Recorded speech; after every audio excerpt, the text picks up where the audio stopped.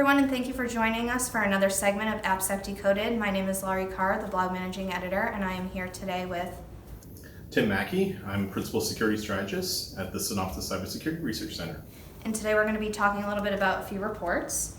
So the first one that we have here, Synopsys released a new report titled Peril in a Pandemic, the State of Mobile Application Security, which looks at the security health of mobile apps, particularly for Android apps that were used during the pandemic. Can you tell us a little bit about the concerning findings that were discovered in that report? So the report itself looks at the top downloaded applications in the Google Play Store. And our objective was to determine whether or not there were any risky software development practices within those applications. We chose the Google Play Store in part because the way that Android applications are constructed, it allows us to be able to do a certain level of analysis on them that just really isn't there when you start talking about iOS applications.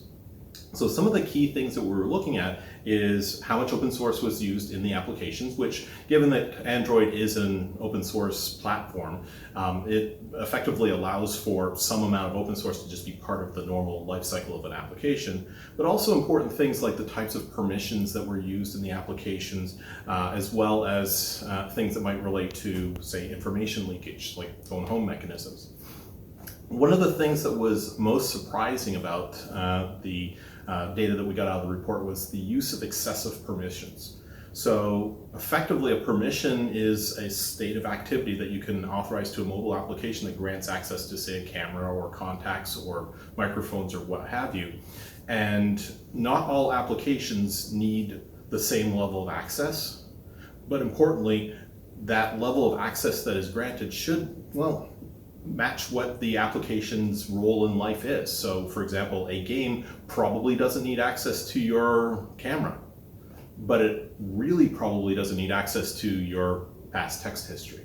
So within this report, it was discovered that nearly 3/4 of all vulnerabilities disclosed were prior to 2018, meaning that these aren't new issues. Why are developers not considering their open source components when building these mobile apps? So one of the key things to recognize is that when a developer is creating an application, they're going to list out the core dependencies that they have. And those core dependencies could ultimately become point-in-time decisions. I'm going to include this version of this library in order to perform task X, whatever task X might be. That decision, if it's not revisited, is something where you can end up with these unpatched vulnerabilities that could be quite old. The problem is that unlike commercial software, which has the relationship where it knows who the person who's using it and procuring it is, and can thus push updates out, it's the responsibility of whoever downloaded the open source library in the first place to keep it up to date.